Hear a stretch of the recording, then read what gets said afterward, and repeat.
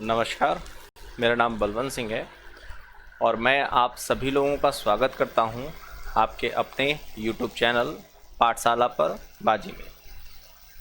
पिछले 2 लेक्चर्स हम लोगों ने डिस्कस किए थे और उन दोनों लेक्चर्स में हम लोगों ने समझा था कि बैंकिंग की शुरुआत किस देश से हुई, भारत में कैसे बैंकिंग की शुरुआत की गई, कैसे भारत में बैंकिंग इस्टेब्लिश करने के लिए शुरुआती दौर में बड़ी मुश्किलों का सामना करना पड़ा अंग्रेज़ों को, फिर बैंक इस्टेब्लिश हुआ, कैसे इंपीरियल बैंक ऑफ इंडिया बना, आगे चल कर के प्राइवेट बैंकों का क्यों नेशनलाइजेशन करना पड़ा और उसके बाद क्यों प्राइवेट बैंक्स को लाने के लिए लाइसेंस देने की प्रक्रिया को भी शुरुआत करनी पड़ी और क्यों बैंकों का जो वर्तमान में मर्जर शुरू हुआ उसके मर्जर के पीछे क्या कारण था। आज ये इकोनॉमिक्स का ये तीसरा लेक्चर हम लोग डिस्कस करने जा रहे हैं और इस लेक्चर में हम लोग ये डिस्कस करेंगे कि भारत को आगे बढ़ाने के लिए जो बैंकिंग सेक्टर है वो क्या रोल निभाता है और इन बैंकिंग सेक्टर्स पर कैसे रेगुलेशन करता है रिजर्व बैंक ऑफ इंडिया। ये जो तीसरा लेक्चर है, इस लेक्चर को जब हम लोग कंप्लीट कर लेंगे तो उसके बाद आपको एक टेस्ट सीरीज़ देखने को मिलेगी और इस टेस्ट सीरीज़ में जो स्टार्टिंग के 3 लेक्चर्स होंगे, पहला लेक्चर नंबर 2 और लेक्चर नंबर 3, इन तीनों से रिलेटेड जितने भी इम्पॉर्टेंट क्वेश्चंस हैं जो हमारे स्टेट पीएससी या इसके रिलेटेड किसी भी एग्ज़ाम में आए हुए हैं वो हम लोग डिस्कस करेंगे। उसके लिए एक आपको अलग से टेस्ट सीरीज़ की एक अलग से वीडियो आपको देखने को मिलेगी, तो तीनों लेक्चर्स देख करके उस टेस्ट सीरीज़ में पार्टिसिपेट ज़रूर करिएगा, आपको बहुत सारे क्वेश्चंस के आंसर मिलेंगे। चलिए आज हम लोग स्टार्ट करते हैं banking structure in India. Bharat में जो बैंकों की संरचना है वो कैसी है। सबसे पहले देखते हैं, समझते हैं कि बैंक के कितने टाइप्स हो सकते हैं। देखिए, सबसे पहले हो सकता है सेंट्रल बैंक। अब ये सेंट्रल बैंक है, इसका क्या काम होता है, तो ये जो सेंट्रल बैंक होगा इसका काम होता है रेगुलेशन करना। मतलब भारत में बैंकिंग से रिलेटेड जितने भी कुछ जो है बैंकिंग से रिलेटेड जितने भी पॉलिसीज़ होंगी उन पॉलिसीज़ को बनाने की जो होल रिस्पॉन्सिबिलिटी होगी वो इसी की होगी। जो हमारे यहाँ पर सेंट्रल बैंक है उसका नाम है रिजर्व बैंक ऑफ इंडिया। अभी इसके बारे में चूंकि हम लोगों को और पढ़ना है तो वो हम लोग आगे डिस्कस करेंगे। अब बात करते हैं डेवलपमेंट बैंक की। क्या होते हैं डेवलपमेंट बैंक? तो देखिए, जैसा इसका नाम है डेवलपमेंट वैसा ही इसका काम है। देश की इकोनॉमी को डेवलप करने के लिए जो बैंक काम करता है उसी को कहते हैं डेवलपमेंट बैंक। और सबसे इम्पॉर्टेंट पार्ट यहाँ पर ये आ जाता है कि जो डेवलपमेंट बैंक होते हैं ये जो लोन प्रोवाइड करते हैं वो लोन होता है लॉन्ग टर्म लोन, मतलब लंबे समय के लिए लोन प्रोवाइड करते हैं जिससे किसी भी सेक्टर को डेवलप करने में आसानी हो। लॉन्ग टर्म लोन होगा लेकिन उसका जो इंटरेस्ट रेट होगा वो बहुत कम होगा। आसानी से जो इकोनॉमी है उसको डेवलप करने के लिए ये मेन रोल निभाते हैं, इस वजह से इनको डेवलपमेंट बैंक कहते हैं। अब ये डेवलपमेंट बैंक कौन कौन से हो सकते हैं, तो आपने शायद सुना भी होगा आईएफसीआई, नाबार्ड, सिडबी, इन सभी के बारे में अभी हम लोगों को पढ़ना है तो इसको हम लोग आगे देखेंगे। अब बात करते हैं स्पेशलाइज्ड बैंक क्या होते हैं। ऐसे बैंक जो किसी स्पेशल सेक्टर के लिए ही काम करते हैं उन्हें कहते हैं स्पेशलाइज्ड बैंक। और बेसिकली ये जो स्पेशलाइज्ड बैंक हैं और जो डेवलपमेंट बैंक हैं इनमें दोनों में सिर्फ एक ही डिफरेंस है, और वो डिफरेंस क्या है कि जो डेवलपमेंट बैंक है वो लॉन्ग टर्म लोन दे रहा है और बीच में अपनी किसी भी जो लोन की पॉलिसी है उसको चेंज नहीं करता। लेकिन अगर हम इस स्पेशलाइज्ड बैंक की बात करते हैं तो ये स्पेशलाइज्ड बैंक बीच में लोन की क्राइटेरिया को चेंज कर सकता है। तो ये बेसिक सा इन दोनों में डिफरेंस होता है डेवलपमेंट बैंक और स्पेशलाइज्ड बैंक में। अब थर्ड पार्ट बात करते हैं यहाँ पर बैंक्स। अब जो बैंक्स हैं वो 2 टाइप के हो सकते हैं। एक हो सकता है शेड्यूल्ड बैंक और दूसरा हो सकता है नॉन शेड्यूल्ड बैंक। अब ये शेड्यूल्ड बैंक क्या होते हैं और नॉन शेड्यूल्ड बैंक क्या होते हैं? तो आरबीआई को जब इस्टेब्लिश किया गया था, जो कि हमारा सेंट्रल बैंक है, और सेंट्रल बैंक ही भारत में अदर जो भी बैंक्स होंगे उनके लिए पॉलिसीज बनाएगा, रूल और रेगुलेशन बनाएगा। तो वो जो आरबीआई इस्टेब्लिश किया गया था वो किया गया था आरबीआई एक्ट के तहत। और आरबीआई एक्ट कब आया? तो 1934 में। तो आरबीआई एक्ट 1934 के शेड्यूल्ड 2E में अगर किसी बैंक को डिस्क्राइब किया गया है तो उसी को कहते हैं शेड्यूल्ड बैंक। अगर उसमें नहीं डिस्क्राइब्ड है तो उसको कहते हैं नॉन शेड्यूल्ड बैंक। भारत में जितने भी बैंक्स हैं वो सभी बैंक आरबीआई की शेड्यूल 2 के तहत ही काम करते हैं, इसलिए भारत में जितने भी बैंक्स हैं वो सब शेड्यूल्ड बैंक हैं। नॉन शेड्यूल्ड बैंक भारत में कोई भी अब नहीं है। लेकिन क्या पहले भी ऐसा नहीं था? तो एक ऐसा बैंक था जिसका नाम है जम्मू एंड कश्मीर बैंक, जो कि नॉन शेड्यूल्ड बैंक था। और इस नॉन शेड्यूल्ड बैंक को शेड्यूल्ड बैंक बना दिया गया 2008 में। यानी कि अब अगर एट प्रेजेंट देखा जाए तो भारत में कोई भी ऐसा बैंक नहीं है जो कि नॉन शेड्यूल्ड बैंक हो। अब ये जो बैंक हैं ये दो टाइप के हो सकते हैं। कौन कौन से? तो एक है कॉमर्शियल, दूसरे हैं कोऑपरेटिव। अब देखिए दोनों में बेसिक सा डिफरेंस क्या होता है। जो कॉमर्शियल बैंक्स होते हैं ये हमेशा बेनिफिट के लिए ही काम करेंगे, प्रॉफिट के लिए काम करेंगे। अब आपके दिमाग में यह प्रश्न आ रहा होगा तो क्या कोऑपरेटिव बैंक प्रॉफिट के लिए काम नहीं करते? तो जी बिल्कुल सही आ रहा है।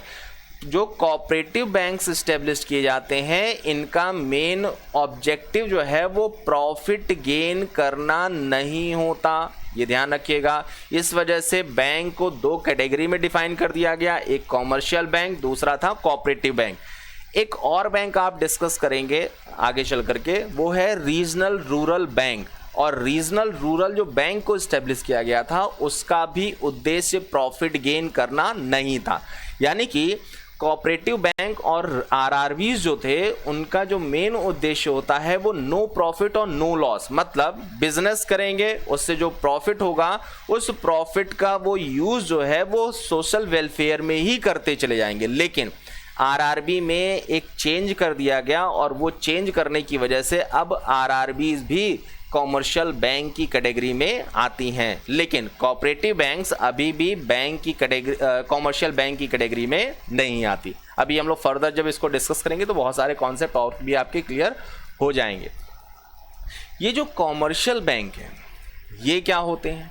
तो कॉमर्शियल बैंक के बारे में जैसा कि अभी आपको बताया गया कि ये बैंक केवल प्रॉफिट के लिए ही काम करते हैं। सारी फैसिलिटीज़ आपको यहाँ पर वो प्रोवाइड करेंगे, चाहे वो प्राइमरी फैसिलिटीज़ हों चाहे वो सेकेंडरी फैसिलिटीज़ हों। यानी कि जो अमाउंट है उसको डिपॉजिट करेंगे, विड्रॉ करने की फैसिलिटी भी देंगे आपको, साथ ही साथ आपको लोन, ओवरड्राफ्ट वगैरह की फैसिलिटी भी वो आपको प्रोवाइड करते हैं। मतलब मेन ऑब्जेक्टिव जो होता है कॉमर्शियल बैंक्स का वो होता है प्रॉफिट गेन करना, केवल वो प्रॉफिट के लिए ही काम करते हैं। अब ये जो कॉमर्शियल बैंक हैं ये मेनली तीन टाइप के हैं। कौन कौन से? तो एक है आपका पब्लिक सेक्टर, दूसरा है आपका प्राइवेट सेक्टर और तीसरा है आपका फॉरेन बैंक्स। देखिए जरा पब्लिक सेक्टर बैंक क्या होते हैं। अगर किसी बैंक में जो स्टेक्स है, स्टेक्स मतलब जो मालिकाना हक है, वो 51% से ज़्यादा गवर्नमेंट ऑफ इंडिया के पास में है।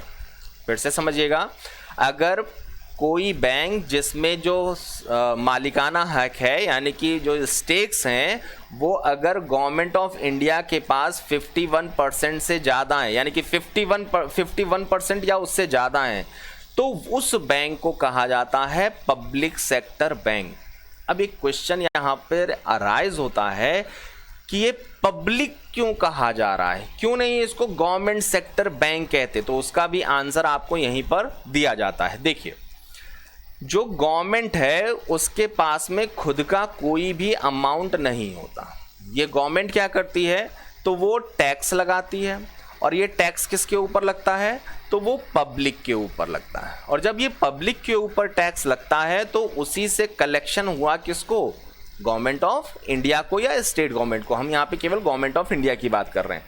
तो गवर्नमेंट ऑफ इंडिया ने ये जो 51% मालिकाना हक खरीदने में जो पैसा लगाया है वो पैसा भी वास्तव में किसका है, तो इसी पब्लिक का है। और इसीलिए अब उस बैंक का जो मालिक होगा वो कौन होगा, तो वो भी पब्लिक ही होगी। लेकिन ध्यान समझिएगा, यहाँ पर जब भी हमसे कहा जाता है कि हम किसी चीज़ के मालिक हैं, तुरंत हमारे अंदर एक भावना ये आती है कि अगर मालिक हम उसके हैं तो वो चीज़ हमारे घर में होनी चाहिए।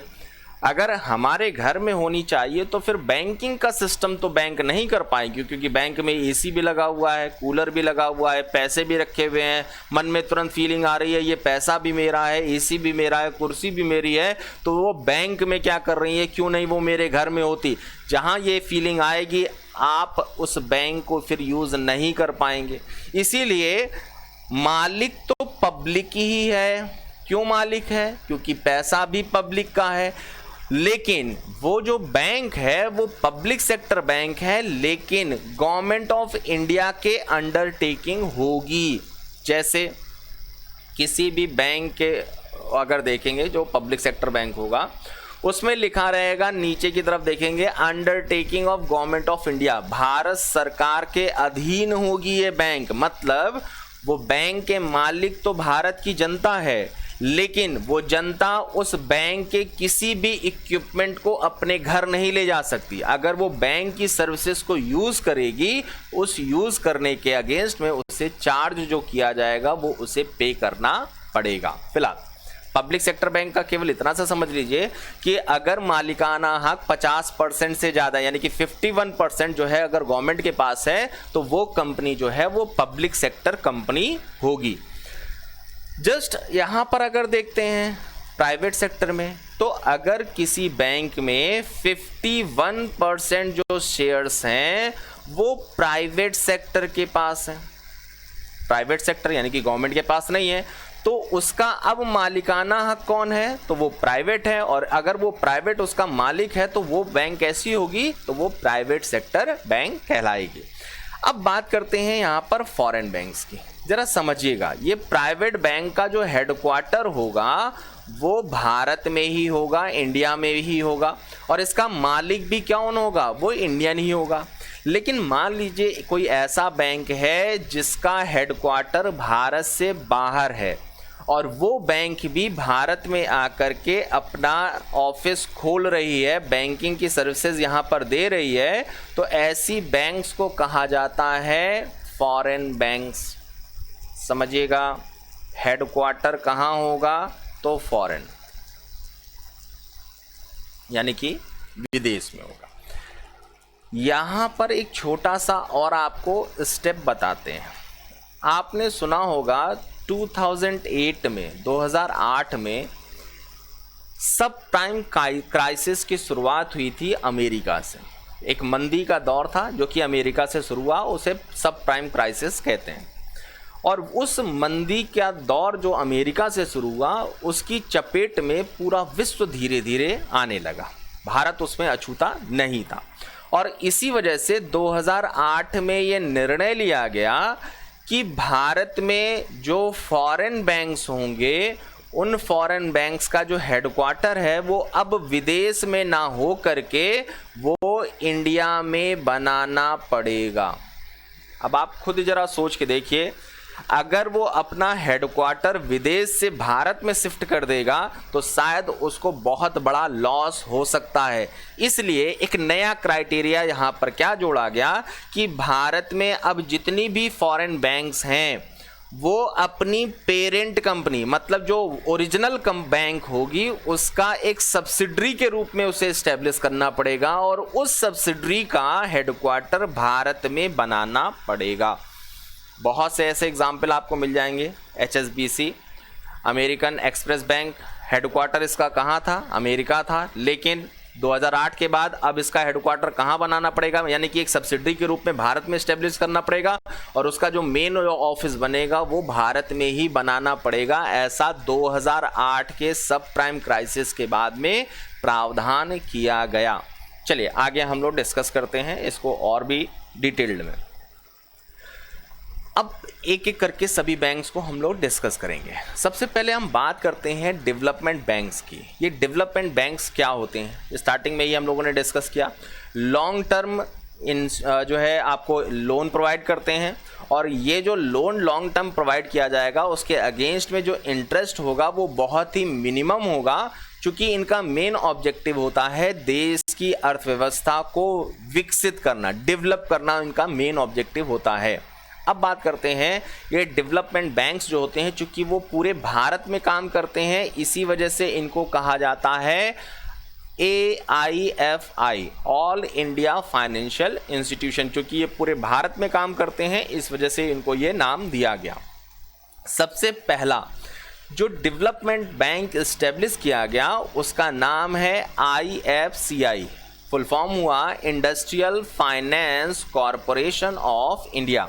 और इसे कब इस्टेब्लिश किया गया था, तो इसे इस्टेब्लिश किया गया 1948 में। अब जरा देखिए 1947 में भारत आज़ाद हुआ, और आज़ादी के बाद में बनने वाला पहला जो डेवलपमेंट बैंक था वो कौन हुआ, वो हुआ IFCI। कब इस्टेब्लिश्ड हुआ, तो 1948 में इस्टेब्लिश्ड हुआ, और इसका जो हेडक्वार्टर है वो कहाँ पर है, तो वो हेडक्वार्टर है न्यू दिल्ली, यानी कि नई दिल्ली में इसका हेडक्वार्टर है। भारत का ये पहला डेवलपमेंट बैंक बना। सेकंड नंबर पे हम बात करते हैं एक्सिम बैंक की, एक्सपोर्ट इंपोर्ट बैंक की। ये जो एक्सिम बैंक है इसको इस्टेब्लिश किया गया 1982 में, और ये किसके लिए काम करता है, तो भारत के जो एक्सपोर्ट और इंपोर्ट से रिलेटेड जितने भी काम होते हैं उसमें ये फाइनेंशियल सपोर्ट प्रोवाइड करता है। अब इसका जो हेडक्वार्टर है वो कहाँ पर है, तो वो है मुंबई में। बहुत ध्यान से समझिएगा, एक्सिम बैंक का फुल फॉर्म आपसे पूछा जा सकता है, कब वो इस्टेब्लिश किया गया है वो पूछा जा सकता है, उसका हेडक्वार्टर कहाँ है वो पूछा जा सकता है। ये तीनों ही चीज़ें आपके लिए बहुत इंपॉर्टेंट है। अगर थोड़ा सा भी लॉजिकल आएगा तो वो ये क्वेश्चन पूछ सकता है कि भारत में एक्सपोर्ट और इंपोर्ट को डेवलप करने के लिए कौन सा डेवलपमेंट बैंक काम करता है, तो जैसे नाम है वैसा ही इसका काम है, एक्सपोर्ट और इंपोर्ट बैंक, यानी कि एक्सिम बैंक जो है वो इसको पूरी तरीके से सहायता उपलब्ध कराएगा। अगला हम बात करते हैं तो वो है नाबार्ड। बहुत इंपॉर्टेंट है ये नाबार्ड। देखिए इस नाबार्ड को इस्टेब्लिश करने के लिए एक कमेटी थी जिसका नाम है शिवरमन कमेटी। इस शिवरमन कमेटी ने रिकमेंडेशन किया था कि भारत में एक बैंक हो जो कि एग्रीकल्चर और रूरल सेक्टर के लिए काम करे, और उसका नाम क्या होगा, तो वो होगा नाबार्ड। नाबार्ड का फुल फॉर्म क्या है, तो national bank for agriculture and rural development. देखिए जैसा नाम है वही काम ये करेगा। क्या काम करेगा, तो ये एग्रीकल्चर सेक्टर को और रूरल सेक्टर को डेवलपमेंट करने के लिए काम करेगा। कब इस्टेब्लिश किया गया इस नाबार्ड को, तो इसे भी इस्टेब्लिश किया गया 1982 को, और इसका जो हेडक्वार्टर है वो कहाँ पर है, तो वो है मुंबई में। बहुत इंपॉर्टेंट है, बहुत ज़्यादा इसके क्वेश्चन पूछे जाते हैं कि नाबार्ड को किस कमेटी की रिकमेंडेशन पर इस्टेब्लिश किया गया, कहाँ इस्टेब्लिश किया गया और कब इस्टेब्लिश किया गया। और लॉजिकल अगर क्वेश्चन पूछा जाएगा तो क्वेश्चन ये पूछ लिया जाता है कि जो नाबार्ड है वो किस सेक्टर को डेवलप करने के लिए सपोर्ट करता है, तो नाबार्ड एग्रीकल्चर और रूरल सेक्टर को सपोर्ट करने के लिए कार्य करता है। ये जो नाबार्ड है इसका एक उपनाम भी आप कह सकते हैं, इसे रूरल सेक्टर की, यानी कि जो ग्रामीण क्षेत्र है रूरल सेक्टर की, इसे RBI भी कहते हैं। ध्यान से समझिएगा, बहुत इंपॉर्टेंट पॉइंट है कि रूरल सेक्टर का RBI किसे कहा जाता है, तो वो कहते हैं नाबार्ड को। ये जो नाबार्ड है, इस नाबार्ड में पहले जो हिस्सेदारी हुआ करती थी वो हिस्सेदारी RBI और गवर्नमेंट ऑफ इंडिया दोनों की थी, लेकिन 2019 में गवर्नमेंट ऑफ इंडिया ने RBI के पास जो शेयर्स थे नाबार्ड के, उन सभी शेयर्स को खरीद लिया। यानी कि अब जो नाबार्ड है वो पूरी तरीके से किसके अंडर में काम करती है, तो वो काम करती है पूरी तरीके से गवर्नमेंट ऑफ इंडिया के अंडर में। अब बात करते हैं अगली जो हमारी डेवलपमेंट बैंक है वो है NHB। NHB का फुल फॉर्म है नेशनल हाउसिंग बैंक। इस नेशनल हाउसिंग बैंक को इस्टेब्लिश किया गया 1988 में और इसके लिए एक एक्ट बनाया गया था जिसका नाम है NHB एक्ट और वो एक्ट बना 1987 में। 1987 में नेशनल हाउसिंग बैंक एक्ट बनाया गया और नेशनल हाउसिंग बैंक एक्ट के तहत 1988 में इस NHB को स्थापित किया गया। कहाँ पर? तो इसका हेडक्वार्टर बना नई दिल्ली। समझिएगा, बहुत इंपॉर्टेंट पार्ट है ये जो NHB है ये पहले सब्सिडरी हुआ करती थी रिजर्व बैंक ऑफ इंडिया की, लेकिन 2019 में ही गवर्नमेंट ऑफ इंडिया ने 1470 करोड़ का वो पूरा अमाउंट है जो इसकी कीमत थी NHB की, वो अमाउंट गवर्नमेंट ऑफ इंडिया ने पे किया रिजर्व बैंक ऑफ इंडिया को और रिजर्व बैंक ऑफ इंडिया से इस NHB को अब खरीद लिया है गवर्नमेंट ऑफ इंडिया ने। यानी कि जो नेशनल हाउसिंग बैंक है वो अब किसके अंतर्गत आती है, उसका मालिक कौन है? तो उसका अब पूरी तरीके से मालिक गवर्नमेंट ऑफ इंडिया है, जबकि पहले इसका मालिक कौन था? तो वो इसका मालिक है रिजर्व बैंक ऑफ इंडिया। बहुत इंपॉर्टेंट है, सबको याद रखते हुए चलिएगा, बहुत सारे क्वेश्चंस आपके यहाँ पर पूछे जाते हैं। सबसे लास्ट में जो डेवलपमेंट बैंक है उसका नाम है सिडबी। सिडबी का फुल फॉर्म है स्मॉल इंडस्ट्रीज। ध्यान से समझिएगा, आगे सबसे स्टार्टिंग में आपने पढ़ा था IFCI, industrial finance corporation of India. ये भी किसके अंडर में काम करती है? तो ये भी गवर्नमेंट ऑफ इंडिया के अंडर में काम करती है। पूरी तरीके से मालिक कौन है? तो गवर्नमेंट ऑफ इंडिया। वो चूंकि छूट गया था इस वजह से यहाँ पर उसको बता दिया गया। अब ये जो सिडबी है, सिडबी का फुल फॉर्म क्या है? Small industries development bank of India. ये छोटे उद्योगों के लिए है, जैसा कि नाम है वैसा ही इसका काम है। इसे कब इस्टेब्लिश किया गया? तो इसका इस्टेब्लिशमेंट हुआ 1990s में, 1990 में इसे स्थापित किया गया और इसका जो हेडक्वार्टर है यानी कि हेड ऑफिस वो कहाँ पर है? तो वो है लखनऊ में। ध्यान से समझिएगा, अभी आपने जितने पढ़े या तो उनका जो हेडक्वार्टर है वो नई दिल्ली में था या तो उनका जो हेडक्वार्टर है वो मुंबई में था, लेकिन जो सिडबी है इसका हेडक्वार्टर कहाँ पर है? तो इसका हेडक्वार्टर है कहाँ? लखनऊ में। तो ये बहुत इंपॉर्टेंट पार्ट बन जाता है सभी कॉम्पिटिटिव एग्जाम्स के लिए। अब यहाँ पर हम लोग डिस्कस करने वाले हैं सेंट्रल बैंक ऑफ इंडिया को और यहाँ पर हम लोग पढ़ेंगे कि सेंट्रल बैंक ऑफ इंडिया को क्यों इस्टेब्लिश किया गया और उसके इस्टेब्लिशमेंट के पीछे जो रीज़न था वो क्या था। Establishment of reserve bank of India, जैसा कि हम लोग पहले भी एक बार डिस्कस कर चुके हैं, 1806 में एक बैंक बनी थी जिसका नाम था बैंक ऑफ बंगाल। 1840s में एक बैंक इस्टेब्लिश की गई जिसका नाम था बैंक ऑफ बॉम्बे। ये बैंक ऑफ बंगाल है और ये बैंक ऑफ बॉम्बे है। 1843 में एक बैंक इस्टेब्लिश की गई जिसका नाम था बैंक ऑफ मद्रास। ये तीनों ही बैंकें बहुत ही सफलतापूर्वक भारत में अपना बिजनेस कर रही थी, लेकिन हम लोगों ने ये देखा कि 1914 से लेकर के 1918 के बीच में विश्व युद्ध हुआ था और इस विश्व युद्ध के कारण पूरे विश्व की जो अर्थव्यवस्था थी वो पूरी तरीके से डिस्ट्रॉय हो चुकी थी। अब उस अर्थव्यवस्था को फिर से ट्रैक पे लाने के लिए क्या हुआ? तो 1920s में यानी कि 1920 में इंटरनेशनल फाइनेंस कॉन्फ्रेंस बुलाया गया।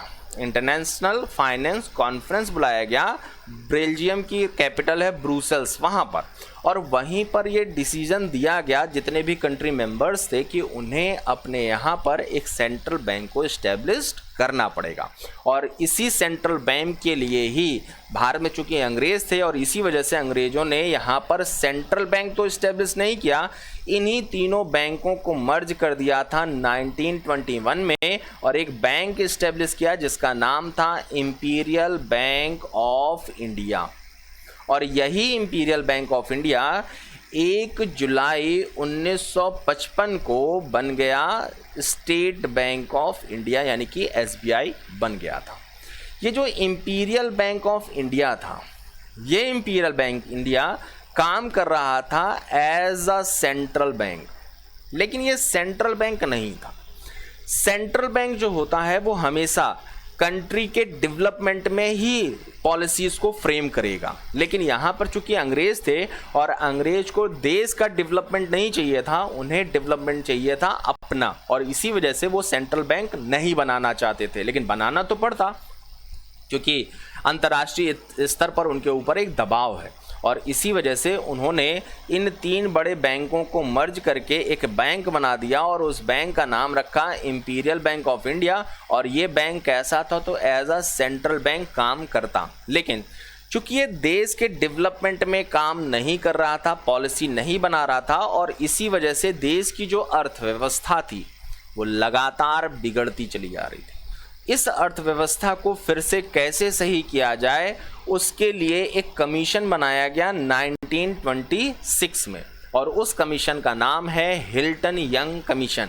इस हिल्टन यंग कमीशन ने पूरे भारत की इकोनॉमी को देखा और देखने के बाद ये रिकमेंड किया कि भारत में एक सेंट्रल बैंक होना चाहिए, क्योंकि अगर सेंट्रल बैंक नहीं होगा तो देश की जो अर्थव्यवस्था है उसको मजबूत आधार नहीं मिल सकता, और अगर मजबूत आधार नहीं मिलेगा तो देश की अर्थव्यवस्था भी सुधर नहीं सकती। लेकिन अंग्रेज़ों के सामने एक बहुत बड़ी समस्या भी है, और वो समस्या ये है कि अगर वो सेंट्रल बैंक बना देंगे तो उस सेंट्रल बैंक का काम होगा देश के डेवलपमेंट के लिए पॉलिसी बनाना। अगर वो देश के डेवलपमेंट के लिए पॉलिसी बनाएगा तो अंग्रेजों का जो व्यक्तिगत फ़ायदा है वो नहीं ले पाएंगे, और इसीलिए वो नहीं चाहते थे कि ऐसा कोई बैंक इस्टेब्लिश्ड किया जाए। 1929 यानी कि लगभग 1930 की हम लोग बात करते हैं। 1929 में शुरुआत हो रही है, 1930 शुरू हो गया था। उसमें विश्व में एक बहुत ही बड़ी मंदी ने शुरुआत की, अपनी दस्तक दे दी, और वो दस्तक कहाँ से दी, तो वो है अमेरिका, जिसे विश्व इतिहास के रूप में जानता है, ग्रेट डिप्रेशन के बहुत ही बड़ी आर्थिक मंदी के रूप में जानता है। इस मंदी की शुरुआत हुई अमेरिका से, और जल्द ही बहुत सारे देश इसकी लपेटे में आ गए, इसके चपेट में आ गए। भारत उसमें अछूता नहीं था।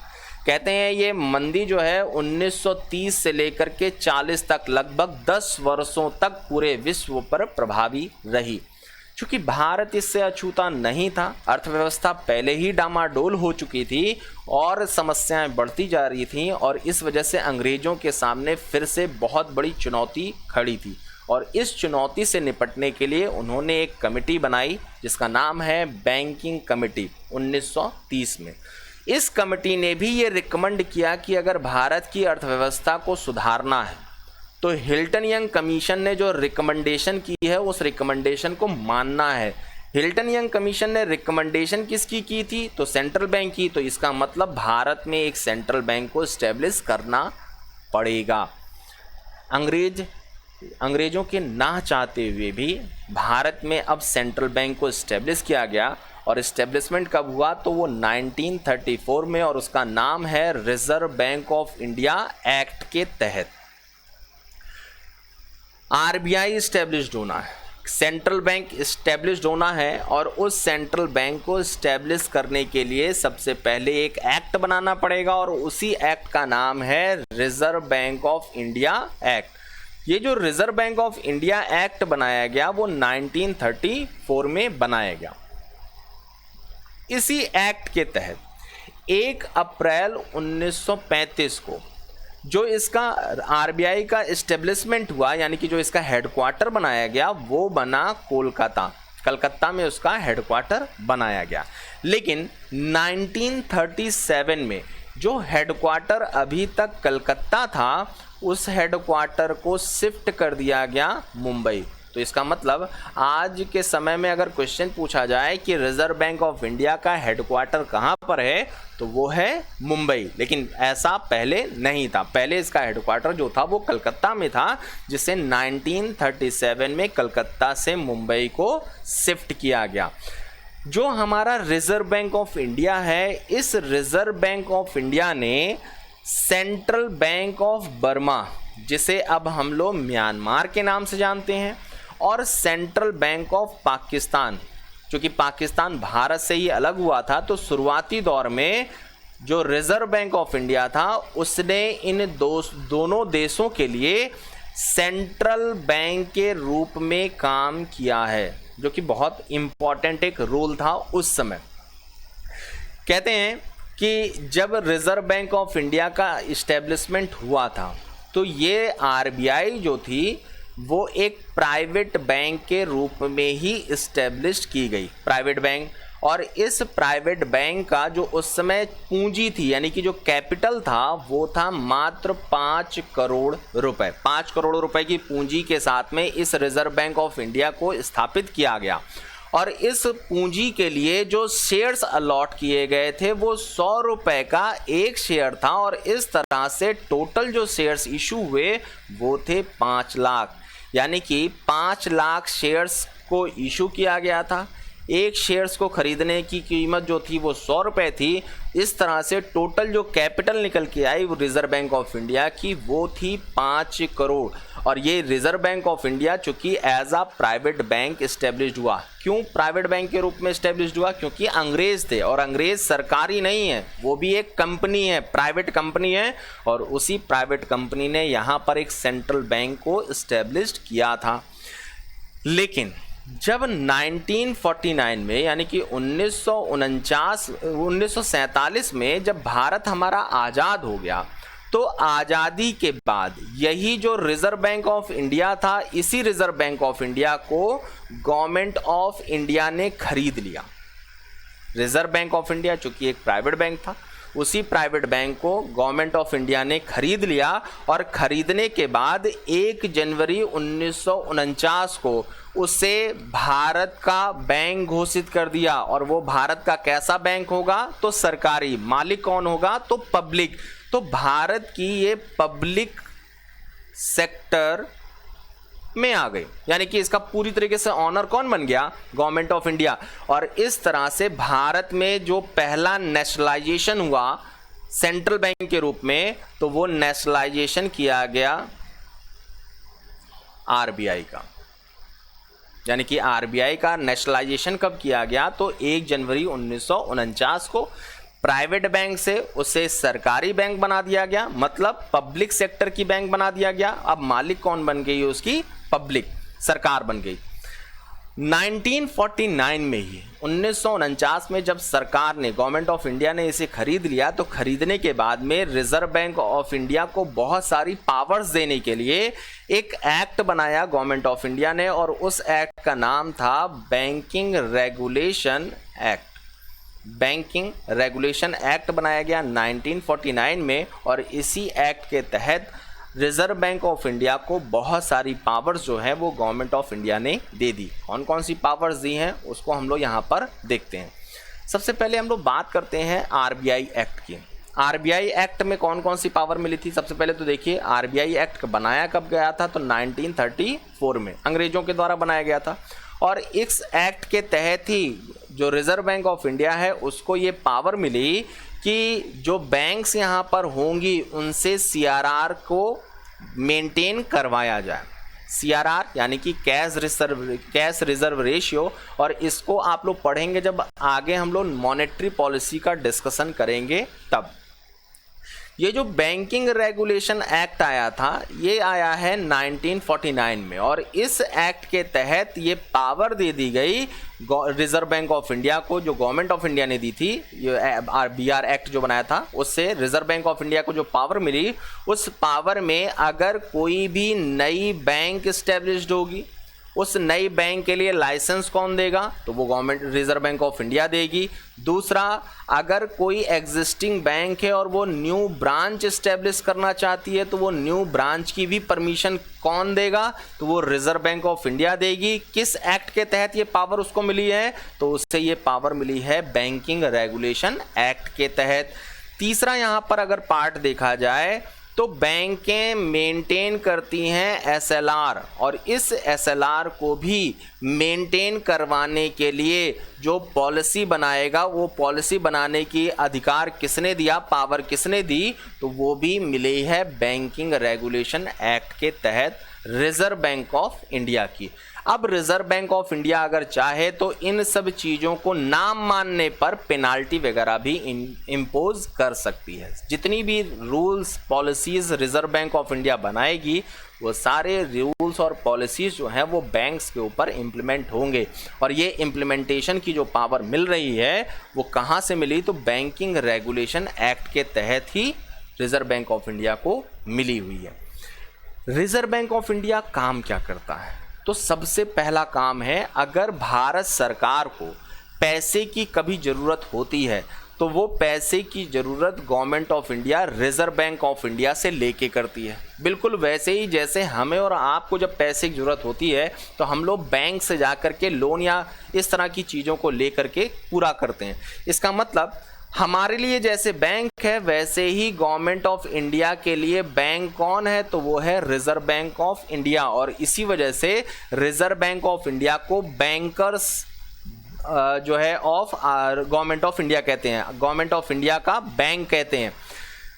अगर बैंकों को भी मान लीजिए पैसे की ज़रूरत हो तो वो बैंक जो है वो पैसा लेने किसके पास पहुंच जाएंगे, तो वो भी रिजर्व बैंक ऑफ इंडिया के पास पहुंच जाएंगे। और इसी तरह से रिजर्व बैंक ऑफ इंडिया जो है वो बैंकर है किसका, तो बैंक्स के लिए भी। देखिए गवर्नमेंट ऑफ इंडिया के लिए भी बैंकर के रूप में काम कर रहा है और जो बैंक्स हैं उनके लिए भी। अब वो बैंक कोई भी हो सकता है, प्राइवेट सेक्टर का भी बैंक हो सकता है, पब्लिक सेक्टर का भी वो बैंक हो सकता है।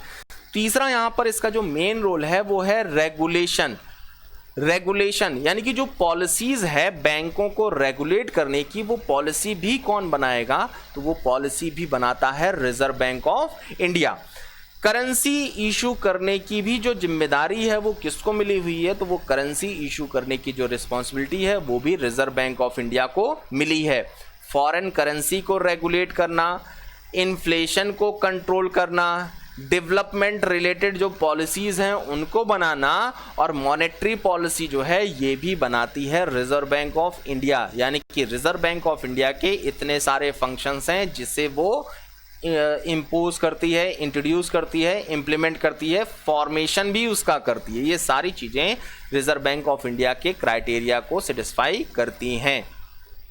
बात करते हैं रिजर्व बैंक ऑफ इंडिया जब इतने सारे काम करेगी तो काम करने के लिए जो उसके मेंबर्स होंगे वो कितने होंगे, तो देखिए जो मेंबर्स हैं जिनमें मेन जो रोल निभाएंगे वो होंगे बोर्ड मेंबर्स। और ये बोर्ड मेंबर्स कितने हो सकते हैं, तो रिजर्व बैंक ऑफ इंडिया के बोर्ड मेंबर्स की जो संख्या है वो है 21।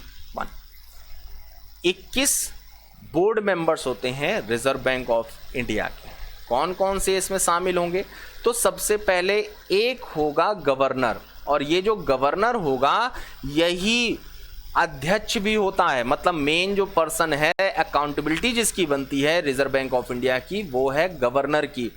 अब ये जो गवर्नर है सबसे पहले जो बना वो कौन था, यानी कि पहला गवर्नर जो बना रिजर्व बैंक ऑफ इंडिया का वो कौन था, तो उसका नाम है ऑसबॉर्न स्मिथ। ये जो ऑसबॉर्न स्मिथ है इसके हटने के बाद में एक दूसरा गवर्नर बना था और उसका नाम है टेलर। यानी कि दूसरा जो गवर्नर था रिजर्व बैंक ऑफ इंडिया का वो कौन था, तो वो है टेलर। इसका जो तीसरा गवर्नर बना उस गवर्नर का नाम है सी देशमुखम चेट्टी। सी देशमुखम जो चेट्टी हैं वो थर्ड गवर्नर थे, और यही जो थर्ड गवर्नर बने यही भारत के पहले गवर्नर भी बने। यानी कि क्वेश्चन देखिए बहुत इंपॉर्टेंट बन जाएगा कि रिजर्व बैंक ऑफ इंडिया का पहला भारतीय गवर्नर कौन बना, तो वो थे सी देशमुखम चेट्टी। और ये सी देशमुखम चेट्टी जो हैं वो कौन से नंबर के थे, तो सीक्वेंस में देखेंगे तो थर्ड थे, लेकिन इंडियंस के देखेंगे तो वो पहले थे। अगला अगर हम देखें तो गवर्नर के अलावा 4 होते हैं डेप्यूटी गवर्नर्स। लेकिन एक गवर्नर का एक पार्ट और भी आपको बता दें, अगर हम करंट में देखें, करंट में कौन सा गवर्नर है, तो इनका नाम है शक्तिकांत दास। शक्तिकांत दास। और ये Shaktikanta Das reserve bank of India के कौन से नंबर के गवर्नर हैं, तो ये हैं 25वें नंबर के। 25th जो हैं वो शक्तिकांत दास हैं। और शक्तिकांत दास ने किसकी जगह ली है, तो इन्होंने 24वें जो गवर्नर थे उर्जित आर पटेल, उनको रिप्लेस किया हुआ है। उर्जित आर पटेल को रिप्लेस किया है शक्तिकांत दास ने, और करंट में भी आरबीआई के जो गवर्नर हैं वो हैं शक्तिकांत दास। सेकंड पार्ट बात करते हैं तो इसके होते हैं 4 डेप्यूटी गवर्नर्स, और ये जो 4 डेप्यूटी गवर्नर्स हैं और एक गवर्नर है, यही मिलकर के पूरे आरबीआई को मॉनिटर करते हैं। मेन पॉलिसीज जो बनती हैं उन पॉलिसीज को बनाने में इन्हीं 4 डेप्यूटी गवर्नर्स और गवर्नर की भूमिका सबसे मुख्य मानी जाती है। अगर हम एट प्रेजेंट देखें तो कौन कौन से इसके डेप्यूटी गवर्नर हैं, तो आप देखिए सबसे पहले नाम आता है एन.एस. विश्वनाथन का, और ये एन.एस. विश्वनाथन जो हैं उन्होंने अभी किसको रिप्लेस किया है, मतलब इनसे पहले कौन से डेप्यूटी गवर्नर थे, तो उनका नाम है एच.आर. खान। एच.आर. खान को रिप्लेस किसने किया, देखिए एच.आर. खान को हटा करके कौन आए, तो एन.एस. विश्वनाथन। दूसरे कौन है, तो वो है बीपी कानूनगो, और ये बीपी कानूनगो किसकी जगह पर आए हैं, तो आर गांधी के जगह पर बीपी कानूनगो आए। बीपी कानूनगो हैं, इनका जो अभी जो टर्म था, इनका जो टाइम पीरियड था उससे 1 साल के लिए बढ़ा दिया गया। बहुत इंपॉर्टेंट क्वेश्चन है, अगर आप करंट में किसी भी एग्ज़ाम को देने जा रहे हैं तो उसके लिए ये वाला जो पार्ट है वो बहुत ज़्यादा इम्पॉर्टेंट बनेगा। थर्ड नंबर पे आते हैं M.K. जैन, मुकेश कुमार जैन है ये, और ये किसकी जगह पर इन्होंने किसको रिप्लेस किया है, तो इन्होंने रिप्लेस किया है S.S. मुंद्रा को। और सबसे लास्ट में हम बात करते हैं मिचेल पात्रा की। ये जो मिचेल पात्रा हैं ये किसकी जगह पर इन्होंने किसको रिप्लेस किया है, तो इन्होंने रिप्लेसमेंट दिया है विरल आचार्य जो हैं उनको।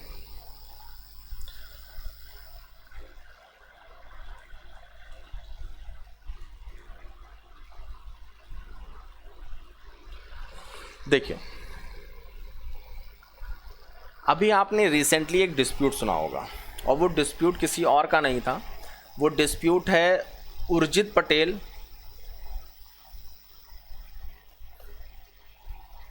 विरल आचार्य। इन दोनों ने अभी अपने पद से इस्तीफा दे दिया था। अभी आपने सुना होगा गवर्नमेंट ऑफ इंडिया और इन दोनों के बीच में बहुत बड़ा डिस्प्यूट जो निकल के आया था। वो डिस्प्यूट क्या था, जो आरबीआई है वो बनाती है मॉनेटरी पॉलिसी, और वो जो मॉनेटरी पॉलिसी है उसी मॉनेटरी पॉलिसी के तहत ही डिसाइड होगा कि भारत में जो लोन है वो सस्ता मिलेगा या महंगा मिलेगा। मतलब मनी के फ्लो को कंट्रोल करने की वो पूरी बात होती है। अभी उसको हम लोग आगे डिस्कस करेंगे तो ज़्यादा क्लियर होगा। तो जो मॉनेटरी पॉलिसी थी, उस मॉनेटरी पॉलिसी को बनाने में सबसे बड़ा जो रोल था वो इन दोनों का था। मॉनेटरी पॉलिसी कमेटी अभी आप पढ़ेंगे तो उसमें आएगा ये सारी चीज़ें फिर से। तो यहाँ पर जो उर्जित पटेल थे और विरल आचार्य थे, चूँकि ये मॉनेटरी पॉलिसी को बनाने में ये भी मेंबर्स में शामिल थे। गवर्नमेंट ऑफ इंडिया ये चाहती थी कि भारत में जो लोन है उसका जो इंटरेस्ट होगा उसको कम कर दिया जाए, मतलब सस्ते लोन उपलब्ध कराए जाएं। लेकिन गवर्नमेंट ऑफ इंडिया का, रिजर्व बैंक ऑफ इंडिया का ये मानना था कि सस्ते लोन को अगर उपलब्ध कराया जाएगा तो उससे एनपीए की संभावना बढ़ जाएगी, और यही कारण था गवर्नमेंट ऑफ इंडिया और रिजर्व बैंक ऑफ इंडिया में डिस्प्यूट का। और इसी डिस्प्यूट का जो रिजल्ट था वो रिजल्ट ये निकल के आया कि रिजर्व बैंक ऑफ इंडिया के गवर्नर उर्जित पटेल और डेप्यूटी गवर्नर जो विरल आचार्य थे, इन दोनों ने कर दिया रिज़ाइन। और रिज़ाइन करने के बाद में उर्जित पटेल का स्थान लिया शक्तिकांत दास ने, जबकि विरल आचार्य का जो स्थान लिया वो मिचेल पात्रा ने लिया। इसके अलावा बोर्ड मेंबर्स में और कौन शामिल है, तो इसके 4 लोकल गवर्नर्स होते हैं। इनके नाम आपको याद करने की ज़रूरत नहीं है। एग्ज़ाम के पॉइंट ऑफ व्यू से गवर्नर और डेप्यूटी गवर्नर का जो नाम है, रोल है, वो बहुत इंपॉर्टेंट होता है। इसके 2 ऐसे मेंबर्स होते हैं जिन्हें मिनिस्ट्री ऑफ फाइनेंस से शामिल किया जाता है, वित्त मंत्रालय से, और 10 ऐसे मेंबर्स होते हैं जिन्हें रिजर्व बैंक ऑफ इंडिया की रिकमेंडेशन पर गवर्नमेंट ऑफ इंडिया नॉमिनेट करती है। इस तरह से टोटल जो मेंबर्स हुए वो मेंबर्स हो गए कितने, 21। और ये 21 मेंबर्स जो हैं वो पूरी पॉलिसी को फॉर्म करने में कहीं ना कहीं बहुत बड़ी भूमिका निभाते हैं। अब बात करते हैं हम लोग रिजर्व बैंक ऑफ इंडिया के ऑफिसेस की। देखिए, आरबीआई का जो हेड ऑफिस है वो अभी आपने पढ़ा मुंबई में है। इसके लोकल ऑफिसेस हैं, कितने हैं? तो वो हैं 4। कहाँ कहाँ पर हैं? तो देखिए, मुंबई में है, कोलकाता, चेन्नई और दिल्ली। ये 4 ऐसी जगहें हैं जहां पर रिजर्व बैंक ऑफ इंडिया के लोकल ऑफिसेस है, और इन्हीं लोकल ऑफिसेस में ही जो लोकल गवर्नर्स आपने देखे वो बैठते हैं। रीजनल ऑफिसेस की बात की जाए तो ये रीजनल ऑफिसेस की संख्या घट भी सकती है और बढ़ भी सकती है, लेकिन एट प्रेजेंट देखा जाए तो टोटल जो है वो 31 इसके रीजनल ऑफिसेस मिलेंगे। लेकिन मान लीजिए अगर कोई ऐसा भी प्लेस है जहां पर रिजर्व बैंक ऑफ इंडिया का head office, reserve bank of India का कोई भी ऑफिस अगर नहीं है और वहां पर रिजर्व बैंक ऑफ इंडिया कोई अपना काम करना चाहती है, तो उसके लिए फिर कौन सा बैंक है? तो देखिए, जो स्टेट बैंक ऑफ इंडिया है ये बैंक कहलाता है रिप्रेजेंटेटिव ऑफ आरबीआई, यानी कि जहां पर आरबीआई की उपलब्धता नहीं है वहां पर आरबीआई का रिप्रेजेंटेटिव कौन बन जाता है? तो वो बन जाता है स्टेट बैंक ऑफ इंडिया, और स्टेट बैंक ऑफ इंडिया की फिर मुख्य भूमिका जो है वो बन जाती है। रिजर्व बैंक ऑफ इंडिया अकेले काम नहीं कर सकते, क्योंकि अभी आपने देखिए स्टार्टिंग में फंक्शंस ऑफ आरबीआई हम लोगों ने जो देखा, बहुत सारे फंक्शंस हैं जिसे रिजर्व बैंक ऑफ इंडिया करती है, लेकिन वो सारे काम क्या अकेले रिजर्व बैंक ऑफ इंडिया कर सकती है? तो ऐसा नहीं है, और इसी वजह से रिजर्व बैंक ऑफ इंडिया के कई सारे सहयोगी भी हैं, यानी कि सब्सिडरीज हैं। कौन कौन सी सब्सिडरीज हैं? तो आपको सबसे पहले पता होना चाहिए एनएचबी के बारे में। अभी आपको बताया गया था एनएचबी को इस्टेब्लिश किया गया था 1988 में, और इसका जो हेडक्वार्टर था वो कहाँ पर? न्यू दिल्ली में। हाउसिंग सेक्टर की ये सबसे बड़ी बैंक हुआ करती थी, लेकिन अभी 2019 में इसे गवर्नमेंट ऑफ इंडिया ने खरीद लिया, यानी कि अब एनएचबी जो है वो रिजर्व बैंक ऑफ इंडिया की सब्सिडरी नहीं है। तो ये किसकी सब्सिडरी हो गई है? किसके अंडरटेकिंग आ गई है? तो ये गवर्नमेंट ऑफ इंडिया के अंडरटेकिंग आ चुकी है। ऐसा हम लोग पहले भी पढ़ चुके हैं। अब ये डेवलपमेंट बैंक बन चुकी है। ऐसा क्यों किया गया? क्योंकि आपने सुना होगा जो भारत के प्रधानमंत्री हैं नरेंद्र मोदी, उन्होंने कहा 2022 तक जितने भी भारतीय हैं गरीब, उन सभी को घर मुहैया कराने की और घर बनाने की, घर मुहैया कराने की, या घर से रिलेटेड जो भी काम होंगे, इंश्योरेंस, घर से रिलेटेड जितने भी काम होंगे, लोन वगैरह के, वो सारे जो काम हैं वो किसके थ्रू होंगे? तो वो एनएचबी के थ्रू होंगे, और एनएचबी को इसी वजह से अब डेवलपमेंट बैंक बना दिया गया है। अगला है डीआईसीजीसी। ये क्या होता है? तो इसका फुल फॉर्म है deposit insurance and credit guarantee corporation. देखिए, नाम में ही सारी चीज़ें छुपी होती हैं। यहाँ पर लिखा हुआ है क्या?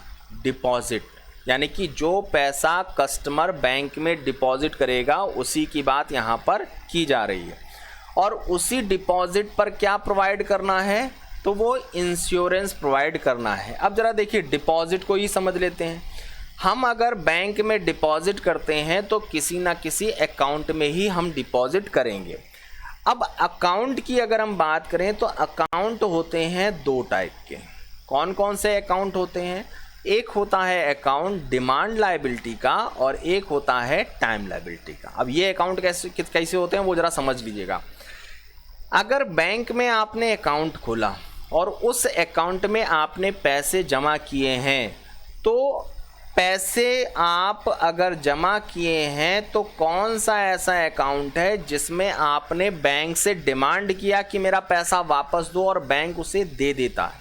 तो आपको शायद पता होंगे 2 ऐसे अकाउंट होते हैं, और वो अकाउंट कौन कौन से हैं? तो एक है करंट अकाउंट और दूसरा है सेविंग अकाउंट, और इसी को शॉर्ट में कहा जाता है कासा। करंट अकाउंट अगर आप खुलवाए हैं, पैसे जमा हैं, आप डिमांड करेंगे, बैंक उसको दे देगा। सेविंग अकाउंट आपने खुलवा रखा है, उसमें आपने पैसे जमा किए हैं, तो आप उससे डिमांड करेंगे तो बैंक आपका पैसा दे देगा, और इसीलिए इसको कहते हैं डिमांड लायबिलिटी अकाउंट। दूसरा अकाउंट होता है जिसको हम लोग कहते हैं टाइम लायबिलिटी अकाउंट। मतलब एक ऐसा अकाउंट जिसमें आपने अगर पैसा जमा किया है तो वो पैसा तब मिलेगा जब टाइम पूरा हो जाएगा।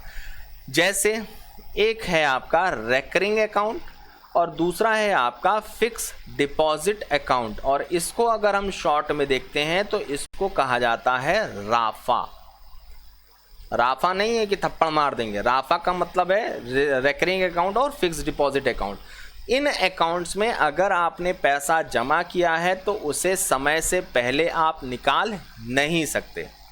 अब आपके मन में आ रहा होगा कि हमने तो एफडी करवा रखी थी और हमने समय से पहले उसको निकाला तो बैंक ने तो उसको दे दिया। तो ज़रा समझिए, टाइम लायबिलिटी जो अकाउंट है उसकी कंडीशन क्या है? टाइम। और डिमांड लायबिलिटी अकाउंट की कंडीशन क्या है? डिमांड। टाइम पूरा होने के बाद डिमांड करें, टाइम पूरा होने के बाद अगर लायबिलिटी बन रही है तो वो टाइम लायबिलिटी है। लेकिन मान लीजिए आपने पैसे जमा किए टाइम लायबिलिटी में, लेकिन बीच में जाकर के आपने डिमांड कर दिया, तो वो टाइम लायबिलिटी का अकाउंट किस में कन्वर्ट हो जाएगा? डिमांड लायबिलिटी में। इसका मतलब जो फिक्स डिपॉजिट अकाउंट है वो कन्वर्ट हो जाएगा किस में? सेविंग में। और जो इंटरेस्ट था वो फिक्स डिपॉजिट का ज़्यादा था लेकिन सेविंग अकाउंट का वो कम होगा। फिलहाल हम लोगों को डिस्कशन सिर्फ इतना करना था अकाउंट के बारे में। इन अकाउंट्स में आपने जो भी अमाउंट जमा किया है उस अमाउंट पर इंश्योरेंस मिलेगा। और ये इंश्योरेंस कौन देगा? तो वो इंश्योरेंस देता है DICGC।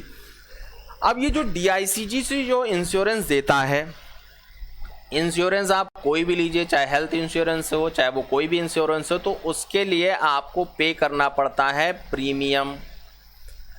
तो जाहिर सी बात है यहाँ पर भी अगर इंश्योरेंस हो रहा है तो उसका प्रीमियम पे करना पड़ेगा। तो प्रीमियम कितना है? तो वो है 1 रुपये। और ये 1 रुपये का प्रीमियम कितने के लिए है? तो वो 1000 रुपये के लिए है। यानी कि अगर 1000 रुपये का इंश्योरेंस होगा तो उसके लिए बैंक DICGC को 1 रुपये प्रीमियम देगी।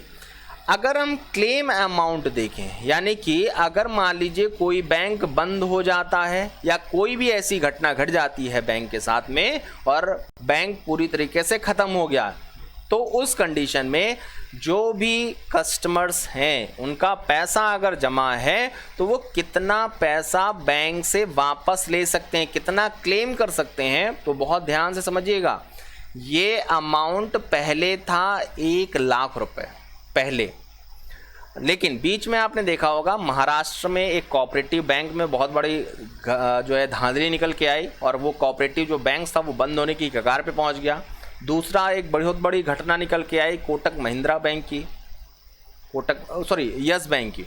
यस बैंक में आपने देखा होगा राणा कपूर ने बहुत बड़ा करप्शन उसमें कर रखा था, घोटालेबाजी हो रखी थी और ये भी कंडीशन बन गई यस बैंक के बंद होने की। और अगर बैंक बंद होगा तो उससे भारत की अर्थव्यवस्था बिगड़ जाएगी। इसलिए चूंकि इनसिक्योरिटी हो रही थी और इसी वजह से सरकार ने यहाँ पर एक बहुत बड़ा फैसला लिया, और वो फैसला ये था कि ये जो क्लेम अमाउंट जो अभी तक 1 लाख रुपए था उससे बढ़ा करके कर दिया गया अब 5 लाख रुपए। यानी कि अगर किसी भी व्यक्ति का पैसा बैंक में जमा है और वो बैंक बंद हो जाती है तो मैक्सिमम 5 लाख रुपए उस कस्टमर को मिलेंगे। अब यहाँ पर देखिए एक कन्फ्यूज़न वाला काम आ जाता है। कन्फ्यूज़न किस बात पे होती है? आपके दिमाग में आ रहा होगा कि अगर आपने 10 लाख रुपए बैंक में जमा कर रखे हैं और बैंक बंद हो जाएगा तो कितना मिलेगा? तो 5 लाख रुपए मिलेगा। लेकिन अगर आपने बैंक में 4 लाख रुपए जमा कर रखे हैं और बैंक बंद हो गया तो आपको 4 लाख ही मिलेगा। समझिएगा, मैक्सिमम जो अमाउंट है वो है 5 लाख रुपए, उससे ज़्यादा अमाउंट आपको नहीं मिलेगा। ये ध्यान रखिएगा, ये DICGC प्रोवाइड करेगी 5 लाख रुपए। ये जो DICGC है इसको बनाने के लिए एक एक्ट बनाया गया था, उसका नाम है DICGC एक्ट। और ये DICGC जो एक्ट बना वो 1961 में बनाया गया था। और इस DICGC को लेकिन इस्टेब्लिश कब किया गया, तो 1978 में। और कहाँ पर इस्टेब्लिश किया गया, तो वो है मुंबई। बहुत इम्पॉर्टेंट है, बहुत ज़्यादा क्वेश्चन पूछे जाते हैं, जो भी था वो आपके सामने यहाँ पर लिखा हुआ है। चलिए आगे हम लोग यहाँ पर बढ़ते हैं, बात करते हैं हम लोग अगली सब्सिडरी जो कि है रेबिट, और चौथी है इफ्तास। देखिए ये जो रेबिट और इफ्तास है, इसे कब इस्टेब्लिश किया गया, तो ये है 2016 में इस्टेब्लिश्ड। आज के समय में एक सबसे बड़ा खतरा जो है वो है साइबर अटैक का। बैंकिंग सेक्टर को साइबर अटैक से बचाने के लिए रिजर्व बैंक ऑफ इंडिया की एक सब्सिडरी काम करती है, और उसी सब्सिडरी का नाम है रेबिट। और ये रेबिट जो है, इसका फुल फॉर्म है reserve bank information private limited. ये क्या करेगी, तो साइबर अटैक्स के लिए ये काम करती है, कैसे उसे डिफेंड करना है, कैसे साइबर अटैक से बैंकों को बचाना है। इफ्तास क्या काम करती है, तो इफ्तास का फुल फॉर्म है Indian financial technology and allied services. और इसका काम क्या है, तो बैंकिंग जो सर्विसेज हैं उनको ज़्यादा लेटेस्ट टेक्नोलॉजी में अपग्रेड करना, यानी कि जितने भी लेटेस्ट हम लोग फंक्शंस यूज़ करते हैं उन सभी फंक्शंस को करने की जिम्मेदारी किसकी है, तो वो है इफ्तास की। दोनों में अगर देखेंगे तो एक कॉमन पार्ट है, और वो है ऑनलाइन बैंकिंग का। एक यानी कि जो रेबिट है वो ऑनलाइन बैंकिंग को साइबर सिक्योरिटी देती है, और जो इफ्तास है वो बैंकिंग जो सर्विसेज है उसको ऑनलाइन प्लेटफॉर्म कितना स्मूथ हो सकता है वो सर्विसेज देती है इफ्तास। अगली हम बात करते हैं BRBNMPL की, यानी कि फुल फॉर्म है इसका भारतीय रिजर्व बैंक नोट मुद्रण प्राइवेट लिमिटेड। देखिए नाम से ही समझ में आ रहा होगा, नोट मुद्रण। ये जो BRBNMPL है इसको इस्टेब्लिश किया गया 1995 में, और इसका जो हेडक्वार्टर बनाया गया, हेड ऑफिस, वो है बेंगलोर कर्नाटक में पड़ता है। ये क्या करता है, तो ये नोट मुद्रण जो है उसका ये हेड ऑफिस है, यानी कि जो नोट छपते हैं उसका हेड ऑफिस। अब बात अगर नोट की आ रही है तो ज़रा नोट पर ही थोड़ा सा डिस्कशन कर लेते हैं। अगर नोट छापना है तो ये जो नोट हैं वो दो टाइप के हो सकते हैं, बहुत ध्यान से समझिएगा, बहुत इंपॉर्टेंट पार्ट है। एक होता है करेंसी नोट, और दूसरा होता है बैंक नोट। कंफ्यूजन हो सकती है, आप लोग तुरंत कह रहे होंगे ये करेंसी नोट वही है जो 10, 20, 50 रुपए का नोट आपके पास है। ये आंसर गलत होगा। करेंसी नोट क्या होते हैं, ऐसे डॉक्यूमेंट जिन्हें करेंसी दे करके खरीदा जाता है और उनकी वैल्यू भी करेंसी के जितनी ही होती है। जैसे आपने देखा होगा गवर्नमेंट ऑफ इंडिया देती है जो स्टैम्प पेपर, शायद आपने देखे होंगे, 10, 20, 50, 500, 1000 बहुत से आते हैं स्टैम्प पेपर। उस स्टैम्प पेपर की कीमत है मान लीजिए 100 रुपये। तो आप 100 रुपये का नोट देंगे और 100 रुपये के नोट के अगेंस्ट में आपको वो 100 रुपये का स्टैम्प पेपर भी मिलेगा। ये जो स्टैम्प पेपर है वो क्या है, तो वो कहलाता है करेंसी नोट। ये नॉर्मल वो नोट नहीं है जिसको हम लोग अपनी जेब में लेकर के, पर्स में लेकर के घूमते हैं। अब बात करते हैं बैंक नोट की। तो ये बैंक नोट वो नोट है जिसे बैंक में यूज़ किया जाता है, और वो बैंक में जो नोट यूज़ करते हैं वही नोट को हम और आप लेकर के पर्स में चलते हैं। मतलब 10, 20, 50, 500, 2000 रुपये का जो नोट है वो नोट क्या होता है, तो वो बैंक नोट होता है। जबकि स्टैम्प पेपर, रसीदी टिकट या फिर जो डाक टिकट होते हैं वो कैसे नोट होते हैं, तो वो करेंसी नोट कहलाते हैं। ये दोनों में अंतर बहुत ध्यान से समझिएगा, आगे चल कर के इनका फ्रीक्वेंटली यूज़ होता रहता है।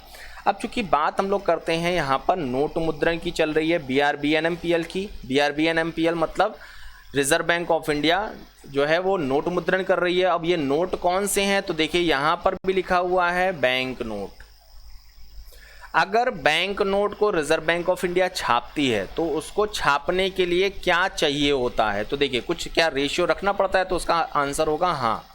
अगर मान लीजिए 200 करोड़ रुपए के नई नोट छापनी है, नए बैंक नोट छापने हैं, 200 करोड़ के नए बैंक नोट छापने हैं, तो क्या होगा? तो गवर्नमेंट ऑफ इंडिया जो है, GOI, ये गवर्नमेंट ऑफ इंडिया जो है वो 115 करोड़ रुपए का जो वैल्यू होगा उसका गोल्ड और 85 करोड़ यानी कि 85 करोड़ रुपए का फॉरेन करेंसी, 115 करोड़ रुपए का गोल्ड और 85 करोड़ रुपए की फॉरेन करेंसी, ये गवर्नमेंट ऑफ इंडिया जो है वो रिजर्व बैंक ऑफ इंडिया के पास रखेगी। तब रिजर्व बैंक ऑफ इंडिया जो है वो बैंक नोट को छापेगी और वो बैंक नोट जो है वो 200 करोड़ रुपए के तभी छप पाएंगे, वरना वो नहीं छापेगी। ध्यान रखिएगा। अब यहाँ पर ये क्वेश्चन निकल के आता है कि बैंक नोट जो रिजर्व बैंक ऑफ इंडिया छाप रही है तो वो कहाँ छापेगी? तो रिजर्व बैंक ऑफ इंडिया का जो प्रिंटिंग प्रेस है वो दो जगह है। कहाँ कहाँ पर? एक है आपका मैसूर में, मैसूर यानी कि कर्नाटक, और दूसरा कहाँ पर है? तो वो है सालबनी। ये सालबनी कहाँ पर है? तो ये है वेस्ट बंगाल। ये दो ऐसी जगह हैं जहाँ पर रिजर्व बैंक ऑफ इंडिया का प्रिंटिंग प्रेस है और वहाँ पर बैंक नोट को छापे जाते हैं। अब यहाँ पर एक एडिशनल पार्ट आपको और बताते हैं, और वो एडिशनल पार्ट क्या है? अगर हम बात कर रहे हैं करेंसी की, तो करेंसी देखिए दो टाइप की हो गई। कौन कौन सी? तो एक आपने अभी पढ़ा बैंक नोट, और दूसरा है आपका कॉइन्स। दोनों ही करेंसी होती है। अब ये जो बैंक नोट हैं वो कितने रुपए से लेकर के कितने रुपए तक के हो सकते हैं? तो देखिए बैंक नोट जो है वो 1 रुपए से लेकर के 10,000 रुपए तक हो सकते हैं। यानी कि जो नोट है, जो 10, 20, 50 वाला, उसी की बात कर रहे हैं। 1 रुपए से लेकर के 10,000 रुपए तक का भी नोट आप छाप सकते हैं, मतलब रिजर्व बैंक ऑफ इंडिया छाप सकती है। जो इस समय मैक्सिमम जो वैल्यू का नोट है वो 2,000 रुपए का है। अब ये जो बैंक नोट है, इन बैंक नोट को छापेगा कौन? तो अभी हमने आपको बताया रिजर्व बैंक ऑफ इंडिया छापेगी, लेकिन यहां पर एक कंडीशन देखिएगा। अगर हम बात करते हैं प्रिंटिंग की, तो जो प्रिंटिंग है वो 2 रुपए से लेकर के 10,000 रुपए तक वो कौन छापेगा? तो वो रिजर्व बैंक ऑफ इंडिया छापेगी। और अगर रिजर्व बैंक ऑफ इंडिया छापेगी तो इसका मतलब उस पर साइन किसके होंगे? तो वो होंगे गवर्नर के। गवर्नर कौन? गवर्नर तो रिजर्व बैंक ऑफ इंडिया का गवर्नर।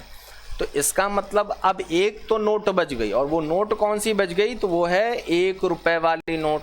तो ये 1 रुपए वाली नोट कौन छापेगा? तो इसको छापती है मिनिस्ट्री ऑफ फाइनेंस। ये वित्त मंत्रालय के अंदर में आता है, और इसी वजह से मिनिस्ट्री ऑफ फाइनेंस चूंकि इसको छाप रही है, तो इस वजह से इस 1 रुपए के नोट पर जो साइन होंगे वो किसके होंगे? तो वो होंगे फाइनेंस सेक्रेटरी के। बहुत इंपॉर्टेंट क्वेश्चन है, कई बार क्वेश्चन पूछा जा चुका है। अब दूसरा यहाँ पे था कॉइन्स। कॉइन्स जो हैं वो कितने रुपए से लेके कितने रुपए तक हो सकते हैं? तो 1 पैसे से लेकर के, 1 पैसा भी आता था। पुराने लोगों से पूछेंगे घर में किसी से, बड़े बुजुर्ग से, तो वो बताएगा 1 पैसा, 2 पैसा भी आता था, 5 पैसा, 20 पैसा, 10 पैसा। ये तो आपने भी शायद देख रखा होगा। अब उसका ट्रेंड नहीं चल रहा, वो अलग का पार्ट है। तो जो कॉइन है वो मिनिमम कितने पैसे का? तो 1 पैसे का, और मैक्सिमम कितना हो सकता है? तो 1,000 रुपए का भी एक सिक्का बनाया जा सकता है। जैसे आप 5 रुपए का सिक्का देखते होंगे, वैसा ही 1,000 रुपए का भी सिक्का ढाला जा सकता है, मिंट किया जा सकता है। ये जो करेंसी है, अगर वो 50 पैसे से कम है, यानी कि कोई भी सिक्का जो 50 पैसे या उससे कम वैल्यू का है, यानी कि 50 पैसे, 25 पैसे, 20, 10, 5, 2, 1, ये सारे जो पैसे हैं, इन पैसों को कहा जाता है स्मॉल कॉइन। और 50 पैसे से अगर ज़्यादा है, मतलब 1 रुपये से लेकर के 1000 रुपये तक का है, तो उसको बोलते हैं रुपी कॉइन। बहुत इम्पॉर्टेंट है। अब ये सिक्के कौन जो है मिंट करता है? तो सिक्कों को मिंट करने की जो पावर है वो है कॉइनेज एक्ट के तहत। कॉइनेज जो एक्ट था वो आया 1906 में। अंग्रेज़ों के समय में ये कॉइनेज एक्ट चल रहा था, तब से लेकर के अभी तक वही चल रहा है। 1906 में कॉइनेज एक्ट आया था और उस एक्ट में ये जो पावर है सिक्कों को ढालने की, ये पावर किसको मिली है? तो वो है गवर्नमेंट ऑफ इंडिया को। बहुत इम्पॉर्टेंट है। रुपए कौन प्रिंट करेगा? तो reserve bank of India print करेगी, लेकिन 1 रुपये के नोट को नहीं। 2 रुपये से लेकर के 10,000 रुपये तक का note reserve bank of India छाप सकती है, और उस पर साइन भी किसके होंगे? तो आरबीआई के गवर्नर के। लेकिन 1 रुपये का जो नोट होता है वो मिनिस्ट्री ऑफ फाइनेंस द्वारा छापा जाता है, और उस पर साइन किसके होते हैं? तो फाइनेंस सेक्रेटरी के होते हैं। बहुत क्वेश्चन ये पूछा जा चुका है। कॉइन्स यानी कि जो सिक्के होते हैं वो कौन छापता है, वो कौन ढालता है? तो वो डालती है गवर्नमेंट ऑफ इंडिया। अपने मिंटिंग प्रेस में वो डलवाएगी, अभी हम लोग आगे डिस्कस करेंगे उसको। और कितने मैक्सिमम अमाउंट का सिक्का हो सकता है? तो वो सिक्का 1000 रुपये का भी हो सकता है, और मिनिमम हो सकता है 1 पैसे का। यहाँ तक मेरे ख्याल से सब कुछ क्लियर हो गया है। नहीं हुआ है तो एक बार फिर से जो है देख लीजिएगा इस वीडियो को, तो अपने आप क्लियर हो जाएगा। अगला हम जो यहाँ पर देखते हैं वो है SPM-CIL। अभी हमने पढ़ा BRB-NMPL के बारे में। BRB-NMPL जो था वो रिजर्व बैंक ऑफ इंडिया का प्रिंटिंग प्रेस है। यहीं पर हम लोग गवर्नमेंट ऑफ इंडिया के प्रिंटिंग प्रेस को भी डिस्कस कर रहे हैं। ये RBI की सब्सिडरी नहीं है, क्योंकि बिल्कुल वैसा ही काम कर रही है BRB-NMPL के जैसा ही, इस वजह से हम लोग यहाँ पर इसको डिस्कस कर ले रहे हैं। ये है SPM-CIL। फुल फॉर्म इसका है security printing and minting corporation of India limited. अब जरा देखिएगा, यहाँ पर 2 काम हो रहे हैं, एक प्रिंटिंग का भी हो रहा है और एक मिंटिंग का भी हो रहा है। अब प्रिंटिंग किसकी होती है? तो देखिए, चाहे कपड़े की हो चाहे कागज़ पर जो प्रिंट होता है उसकी बात हो रही होगी, प्रिंटिंग। और printing presses government of India के पास में कितने हैं? तो वो हैं 2। कौन कौन से? तो एक है नासिक में। नासिक कहाँ है? तो महाराष्ट्र में। और दूसरा कौन सा है? तो वो है देवास। देवास कहाँ पर है? तो MP में। यहाँ पर क्या होती है? तो यहाँ पर होगी प्रिंटिंग। और यहाँ पर गवर्नमेंट ऑफ इंडिया प्रिंटिंग किसकी करती होगी?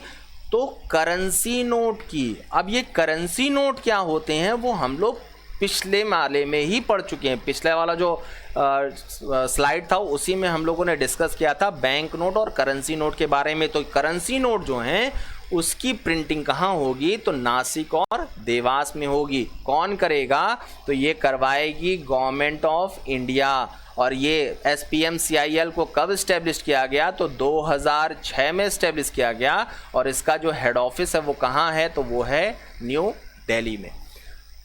अब अगर प्रिंटिंग की बात चल रही है तो प्रिंटिंग का मतलब हो गया पेपर। पेपर पे ही प्रिंट होगा। अब आप ज़रा खुद सोच के देखिए, जो स्टैम्प पेपर्स होते हैं उसको कभी ना कभी तो आपने टच किया ही होगा।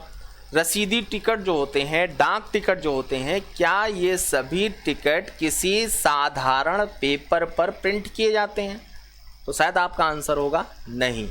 अगर इसे साधारण किसी पेपर पे प्रिंट नहीं किया जाता तो इसका मतलब क्या? तो ये किसी न किसी ऐसे पेपर पे प्रिंट किए जाते होंगे जो कि सिक्योरिटी पेपर होंगे। अगर वो सिक्योरिटी पेपर पे प्रिंट होते हैं तो इसका मतलब वो सिक्योरिटी जो पेपर है वो कहीं पर बनाया भी तो जाएगा। तो सिक्योरिटी पेपर कहाँ बनता है? तो वो बनता है होशंगाबाद में। होशंगाबाद कहाँ है? तो MP में है। यानी कि सिक्योरिटी पेपर मिल कहाँ है? तो सिक्योरिटी पेपर मिल है होशंगाबाद MP में। अब यहाँ पर एक जनरल कन्फ्यूज़न वाला क्वेश्चन भी आपको बताते हैं, और वो जनरल कन्फ्यूज़न वाला क्वेश्चन क्या है? वो है नेपा नगर। नेपा नगर कहाँ पर है? तो ये भी आपका पड़ता है MP में।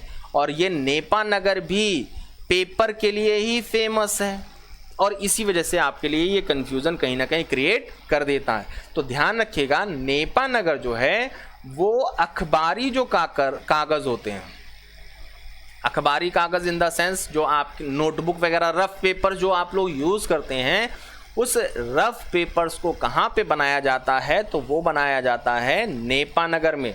जबकि सिक्योरिटी पेपर्स कहाँ बनाए जाते हैं, तो वो बनाए जाते हैं होशंगाबाद में। प्रिंटिंग कहाँ होती है इनकी, तो वो होती है नासिक और देवास में। ये था गवर्नमेंट ऑफ इंडिया का प्रिंटिंग प्रेस से रिलेटेड जितने भी क्वेश्चंस बन सकते हैं उन सब का सॉल्यूशन। अब बात करते हैं मिंटिंग। मिंटिंग का मतलब होता है ढालना। जैसे किसी मेटल को जब हम किसी शेप में ढालते हैं तभी वो बनता है। जैसे मान लीजिए सिक्का जो है वो मेटल ही तो है, उसको किसी भी सांचे में जब डालेंगे तभी तो वो ढलेगा ना, मतलब मिंटिंग की जा रही है। तो मिंटिंग प्रेसेस जो हैं वो गवर्नमेंट ऑफ इंडिया के पास ही हैं, क्योंकि कॉइनेज एक्ट जो है वो गवर्नमेंट ऑफ इंडिया के अंडरटेकिंग है। तो यहाँ पर मिंटिंग प्रेसेस कितने हैं, तो उसके लिए बहुत ही छोटी सी एक ट्रिक है, और वो ट्रिक है नेशनल हाईवे। नेशनल हाईवे, अगर नेशनल हाईवे पे आप चलेंगे तो गाड़ी का जो मीटर होगा वो किलोमीटर में ही आपको दिखाता है। तो यहाँ पर एक शॉर्ट ट्रिक क्या बनाइए, एन से बनेगा नोएडा, एच से बनेगा हैदराबाद, के से बनेगा कोलकाता, और एम से बनेगा मुंबई। ये चार जो प्लेसेस हैं यहाँ पर होती है मिंटिंग। मिंटिंग किसकी किसकी होती है, तो जो कॉइन्स होते हैं उनकी, सिक्कों की मिंटिंग होती है। आपने देखा होगा जो आर्मी वगैरह पर्सन्स होते हैं उनके यहाँ पर मेडल्स लगा होता है। ये जो मेडल वगैरह भी बनते हैं, ढाले जाते हैं, वो भी इन्हीं प्रिंटिंग जो मिंटिंग प्रेसेस होती हैं उन्हीं में ढाले जाते हैं। इसके अलावा आपने देखा होगा अवार्ड्स वगैरह, जैसे भारत रत्न वगैरह में देखा होगा आपने, पीपल का एक वो है पत्ता वाला मेटल का मिलता है, तो वो भी तो कहीं मिंट किया गया होगा। तो वो मिंटिंग भी कहाँ होगी, तो इन्हीं मिंटिंग प्रेसेस में उनकी मिंटिंग भी होती है। यहाँ पर हम लोगों ने डिस्कस किया रिज़र्व बैंक ऑफ इंडिया के बारे में, और हम लोगों ने रिज़र्व बैंक ऑफ इंडिया के साथ साथ गवर्नमेंट ऑफ इंडिया के प्रिंटिंग और मिंटिंग प्रेसेस के बारे में डिस्कस कर लिया। जो लेक्चर था इसी लेक्चर को लेकर के लेक्चर 1, लेक्चर 2 और लेक्चर 3 को लेकर के ही आपका अगला जो होगा उसमें टेस्ट होगा। टेस्ट में पार्टिसिपेट जरूर करिएगा। वो क्वेश्चंस आपके मिलेंगे जो अभी तक एग्ज़ाम्स में पूछे जा चुके हैं। अगर आपको वीडियो पसंद आ रहा है तो आप इसको लाइक, शेयर और कमेंट भी कर सकते हैं। बाकी मिलते हैं अगले लेक्चर में, तब तक के लिए नमस्कार।